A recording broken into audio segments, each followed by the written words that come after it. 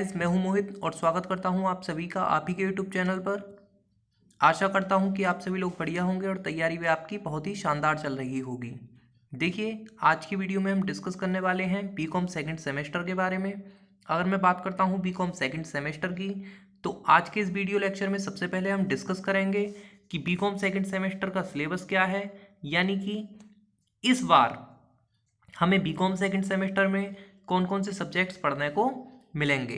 उसके बाद हम डिस्कस करेंगे फाइनेंशियल अकाउंटिंग के सिलेबस के बारे में, क्योंकि इस बार बीकॉम सेकंड सेमेस्टर के अंदर जो आपका न्यूमेरिकल विषय रहेगा मुख्य रूप से वो एक ही रहेगा, जिसका नाम है फाइनेंशियल अकाउंटिंग। तो आइए आज का वीडियो शुरू करते हैं। सबसे पहले बात करते हैं बीकॉम सेकंड सेमेस्टर के बारे में। देखिए, सबसे पहले आपको जानना चाहिए कि बीकॉम सेकंड सेमेस्टर में हमें सबसे पहले पढ़ने को मिलेगा फाइनेंशियल अकाउंटिंग, जिसे हिंदी में वित्तीय लेखांकन कहते हैं। उसके बाद हमें पढ़ने को मिलेगा बिजनेस इकोनॉमिक्स, जिसे व्यावसायिक अर्थशास्त्र भी कहते हैं। उसके बाद पढ़ने को मिलेगा बिजनेस मैनेजमेंट, जिसे व्यावसायिक प्रबंध भी कहते हैं। उसके बाद हमें पढ़ने को मिलेगा माइनर। इसके बाद स्किल डेवलपमेंट यानी कि कौशल विकास। उसके बाद को करिकुलर यानी कि सह पाठ्यक्रम, जिसके अंदर हम डिस्कस करेंगे फर्स्ट एड एंड हेल्थ को। अब काफ़ी सारे बच्चों के माइंड में एक प्रश्न रहता है कि भैया आप हमें ये बताइए कि बीकॉम सेकंड सेमेस्टर में हमें जितने भी सब्जेक्ट्स पढ़ने को मिलेंगे उसमें से ऐसे कौन कौन से सब्जेक्ट्स हैं जो कि केवल थ्योरी के रहेंगे, या ऐसे कौन कौन से सब्जेक्ट्स हैं जो कि थ्योरी प्लस न्यूमेरिकल दोनों के रहेंगे। तो देखिए, जो आपका फाइनेंशियल अकाउंटिंग है उसके अंदर आपको थ्योरी भी पढ़ने को मिलेगी और न्यूमेरिकल भी पढ़ने को मिलेगा, लेकिन इसके अंदर जो वेटेज रहेगा वो न्यूमेरिकल का ज़्यादा रहेगा। यानी कि इसके अंदर एग्ज़ाम्स में आपसे ज़्यादातर न्यूमेरिकल ही पूछा जाता है, और बाकी थोड़ी बहुत जो थ्योरी आती है वो भी न्यूमेरिकल बेस्ड रहती है। इसीलिए हमें फाइनेंशियल अकाउंटिंग के न्यूमेरिकल को अच्छी तरीके से प्रिपेयर करना है। अगर मैं बात करता हूँ बिजनेस इकोनॉमिक्स की, तो इसके अंदर आपको थ्योरी भी पढ़ने को मिलेगी और न्यूमेरिकल भी पढ़ने को मिलेगा, लेकिन इसमें जो वेटेज रहता है वो मुख्य रूप से थ्योरी का ज़्यादा रहता है। यानी कि अगर आप थ्योरी भी अच्छी तरीके से याद करेंगे तो मुझे लगता है कि बिजनेस इकोनॉमिक्स हंसते खेलते पास कर लेंगे। अगर मैं बात करता हूँ बिजनेस मैनेजमेंट की, तो बिजनेस मैनेजमेंट के अंदर आपको केवल और केवल थ्योरी पढ़ने को मिलेगी, इसमें एक नंबर का भी न्यूमेरिकल नहीं रहेगा। उसके बाद अगर मैं बात करता हूँ माइनर की, देखिए अगर आपने बीकॉम फर्स्ट सेमेस्टर के अंदर माइनर पढ़ लिया है तो उस कंडीशन में आपको सेकंड सेमेस्टर में कोई माइनर विषय पढ़ने की आवश्यकता नहीं है। लेकिन अगर आपने मान लीजिए बीकॉम फर्स्ट सेमेस्टर के अंदर माइनर विषय नहीं पढ़ा है तो उस कंडीशन में आपको सेकंड सेमेस्टर में माइनर पढ़ना पड़ेगा। जैसे अगर मैं बात करता हूँ CCS यूनिवर्सिटी के अंदर एक कॉलेज है DPVS PG कॉलेज, जो कि इस समय अनूप शहर में है। उसकी अगर मैं बात करूं तो उस कॉलेज में ऑलरेडी बच्चों को माइनर विषय के अंदर पॉलिटिकल साइंस पढ़ाया जा चुका है फर्स्ट सेमेस्टर में ही, तो उस कॉलेज के बच्चों को सेकंड सेमेस्टर में माइनर विषय पढ़ने की आवश्यकता नहीं है, यानी कि आपको माइनर नहीं पढ़ना है। अगर मैं बात करता हूँ स्किल डेवलपमेंट की, तो स्किल डेवलपमेंट के अंदर आपको कौन सा विषय दिया जाएगा ये डिपेंड करता है कॉलेज वालों के ऊपर। यानी कि कॉलेज की ओर से आपको बता दिया जाएगा कि स्किल डेवलपमेंट के अंदर आपका कौन सा विषय इस बार रहेगा।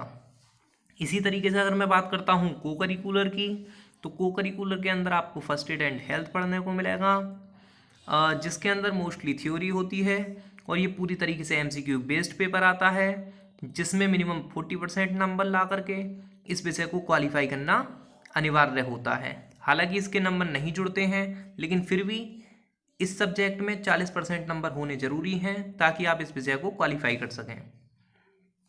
एक मजे की बात और कि फाइनेंशियल अकाउंटिंग के अंदर भैया आपने ये भी बता दिया सारे सब्जेक्ट्स में कि थ्योरी रहेगी, न्यूमेरिकल रहेगा या फिर दोनों रहेंगे।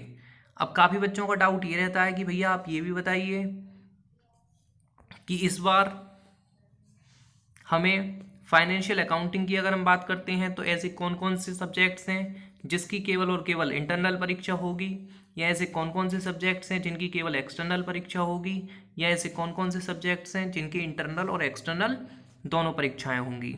क्योंकि इंटरनल परीक्षा वो परीक्षा है जो कि कॉलेज द्वारा खुद अपने स्तर पर कंडक्ट कराई जाती है, और एक्सटर्नल परीक्षा वो परीक्षा है जो कि यूनिवर्सिटी द्वारा अपने स्तर पर कंडक्ट कराई जाती है, होती अपने कॉलेज में ही है।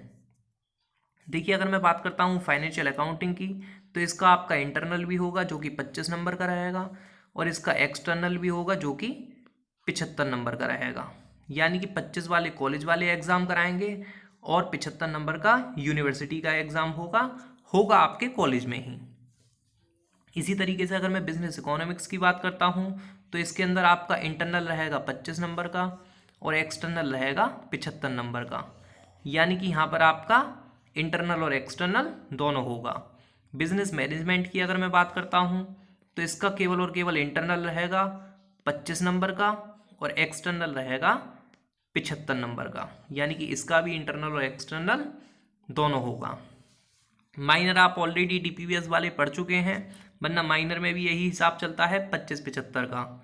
यानी कि 25 नंबर का इंटरनल होता है और 75 नंबर का एक्सटर्नल होता है।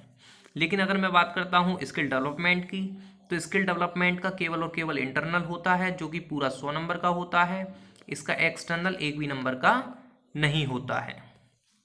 को करिकुलर की अगर मैं बात करता हूँ, तो यहाँ पर भी यही हिसाब चलेगा कि आपका इंटरनल भी होगा, एक्सटर्नल भी होगा। इंटरनल आपका 25 नंबर का रहेगा और एक्सटर्नल आपका 75 नंबर का रहेगा। ठीक है जी, इतनी चीज़ें आई होप कि आप सभी लोगों को क्लियर हो गई होंगी। अगर इतनी चीज़ें आप सभी लोगों को क्लियर हो चुकी हैं, तो आज हम सबसे पहले बात करेंगे बीकॉम सेकंड सेमेस्टर के पहले सब्जेक्ट के बारे में, जिसका नाम है फाइनेंशियल अकाउंटिंग, जिसकी मोस्टली बच्चे थ्योरी का और न्यूमेरिकल का काफ़ी ज़्यादा इशू बच्चों को रहता है, और यही कारण है कि बच्चे फाइनेंशियल अकाउंटिंग का ज़्यादातर ट्यूशन पढ़ते हैं। लेकिन हमें ऐसा लगता है कि अगर हमारी ये सीरीज़ जो आज हम लोग स्टार्ट कर रहे हैं, ऊपर वाले के आशीर्वाद और आप सभी भाइयों बहनों के प्यार से कंटिन्यू रह पाती है, तो मुझे ऐसा लगता है पर्सनली कि आपको फाइनेंशियल अकाउंटिंग का कोई ट्यूशन पढ़ने की आवश्यकता नहीं है। अगर आप कंटिन्यूसली हमारी क्लासेस को ज्वाइन करते हैं और कंसिस्टेंट रहते हैं अपनी पढ़ाई को लेकर के, तो शायद फिर आपको कोई भी ट्यूशन पढ़ने की आवश्यकता नहीं है। कोशिश करी जाएगी कि आपकी सारी चीज़ें यहीं पर कवर हों, जिसमें हम थ्योरी भी डिस्कस करेंगे और न्यूमेरिकल भी डिस्कस करेंगे फाइनेंशियल अकाउंटिंग का, और इसी तरीके से हम बिजनेस इकोनॉमिक्स, बिजनेस मैनेजमेंट और साथ में भाई इन दोनों की थ्योरी को भी जो है वो डिस्कस करेंगे। बात रही स्किल डेवलपमेंट की, देखिए स्किल डेवलपमेंट में किसी भी बच्चे को कम नंबर दे करके फेल जो है वो नहीं किया जाता है। मैं ऐसा क्यों बोल रहा हूँ, I am not a astrologer, लेकिन आप अगर प्रीवियस ईयर्स के रिजल्ट्स को देखेंगे तो वहाँ पर आप पाएंगे ऐसा कोई भी 140 में से एक भी बच्चा ऐसा नहीं है जिसके स्किल डेवलपमेंट में कम नंबर दे करके उसे फेल किया गया हो। इसीलिए स्किल डेवलपमेंट पर हम ये नहीं कह रहे कि इस पर हम बिल्कुल भी ध्यान नहीं देंगे। स्किल डेवलपमेंट को हम इसके एग्ज़ाम से 2 या 3 दिन पहले देख लेंगे। ठीक है जी। इसी तरीके से अगर मैं बात करता हूँ को करिकुलर की, तो को करिकुलर में बेटा जी हिसाब ये चलता है कि यहाँ पर आपको हार्ड वर्क नहीं बल्कि स्मार्ट वर्क करने की आवश्यकता होती है। अगर आप इसे एग्ज़ाम से 4 से 5 दिन पहले भी अच्छी तरीके से देख लेते हैं, तो मुझे पर्सनली ऐसा लगता है कि आप इसे आसानी से क्रैक कर देंगे, बशर्ते आपको अच्छी तरीके से ध्यान देना है 4 से 5 दिन पहले। तो मुझे लगता है कि इतनी जो हमारा प्लान है वो शायद आपको अच्छा लगा होगा। तो आज का ये वीडियो हम आगे कंटिन्यू करते हैं और सबसे पहले डिस्कस करते हैं बीकॉम सेकंड सेमेस्टर के अंदर फाइनेंशियल अकाउंटिंग के बारे में, कि भैया फाइनेंशियल अकाउंटिंग के अंदर हमें कौन कौन से चैप्टर्स जो है वो पढ़ने को मिलेंगे, जो कि हमारा न्यूमेरिकल सब्जेक्ट है।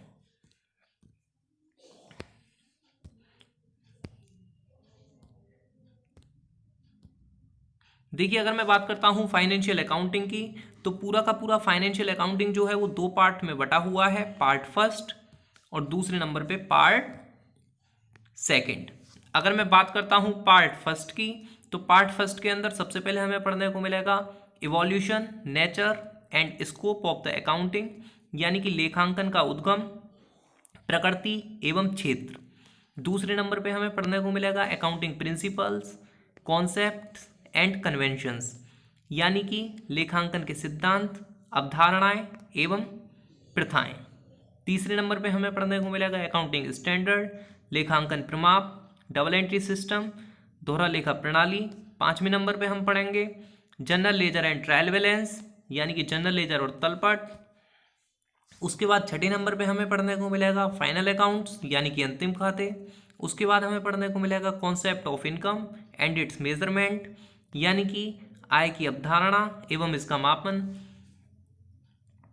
लेकिन इसमें जो इम्पोर्टेंट चैप्टर्स हैं वो पूरे के पूरे 7 चैप्टर इम्पोर्टेंट हैं, और स्टार्टिंग के जो 6 चैप्टर्स हैं वो बेहद इम्पोर्टेंट हैं। 7वें चैप्टर का हम एक छोटा सा क्वेश्चन आपको बता देंगे, वही आपको कर लेना है।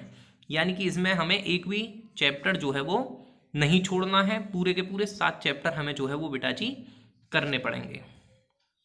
इसके बाद में अगर मैं बात करता हूँ पार्ट सेकंड की, तो इसके अंदर देखिए हमें पार्ट सेकंड के अंदर मुख्य रूप से न्यूमेरिकल चैप्टर्स ही पढ़ने को मिलेंगे, जिसमें कि सबसे पहला आपका रहेगा रॉयल्टी अकाउंट्स, जिसे हिंदी में कहते हैं अधिकार शुल्क खाते।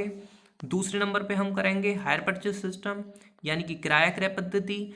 यानी कि जो अकाउंट का पार्ट सेकंड है उसके अंदर हम चैप्टर वाइज ना चल करके कॉन्सेप्ट वाइज चलेंगे। यहाँ पर हम चैप्टर वाइज ना चल करके किस तरीके से चलेंगे भैया, कॉन्सेप्ट वाइज। यानी कि यहाँ पर हम सबसे पहले उन चैप्टर्स को कवर करने का प्रयास करेंगे जो कि एग्जाम में काफ़ी ज़्यादा इम्पोर्टेंट रहने वाले हैं। क्यों? क्योंकि हम अपने यहाँ कोचिंग में भी 80-20 के प्रिंसिपल पे काम करते हैं। कौन से प्रिंसिपल पे भैया? 80-20 के प्रिंसिपल पर। ये प्रिंसिपल क्या है कि भैया हम केवल और केवल उन 20% चैप्टर्स और 20% क्वेश्चंस को कंसीडर करते हैं जिसका आपके क्वेश्चन पेपर में 80% रेलिवेंस रहता है। यानी कि हम केवल और केवल उन 20% चैप्टर्स और 20% क्वेश्चंस को ही कंसीडर करते हैं जिनकी आपके एग्जाम में आने की 80% संभावना बनी रहती है, और हम बचे हुए उन 80% क्वेश्चंस और 80% चैप्टर्स को छोड़ देते हैं जिनकी आपके एग्जाम में आने की मात्र 20% संभावना है। ठीक है जी। तो पार्ट सेकंड के अंदर सबसे पहले हम डिस्कस करेंगे रॉयल्टी अकाउंट्स के बारे में। उसके बाद में हम डिस्कस करेंगे हायर परचेज सिस्टम, यानी कि किराया क्रय पद्धति के बारे में। उसके बाद में हम डिस्कस करेंगे इंश्योरेंस क्लेम, यानी कि बीमा दावे के बारे में। उसके बाद में हम डिस्कस करेंगे डिपार्टमेंटल अकाउंट, यानी कि विभागीय खाते के बारे में। उसके बाद में हम डिस्कस करेंगे ब्रांच अकाउंट्स, यानी कि शाखा खाते के बारे में।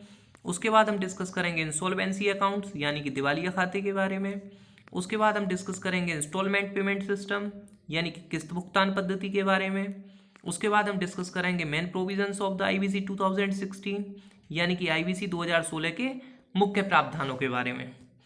आशा करता हूं कि आज की इस वीडियो में बहुत कुछ आपको जानने को मिला होगा, और अगर आपको वीडियो में कुछ भी अच्छा लगा है तो आप वीडियो को लाइक करके नीचे कमेंट में ज़रूर बताना कि आज आपको इस वीडियो में क्या नया सीखने को मिला। अगर आपको वीडियो अच्छी नहीं लगी है तो आप वीडियो को डिसलाइक भी कर सकते हैं, लेकिन कमेंट करके ज़रूर बताइएगा कि आज आपने इस वीडियो को डिसलाइक क्यों किया। मिलते हैं आपसे अगली वीडियो में, तब तक के लिए बाय बाय।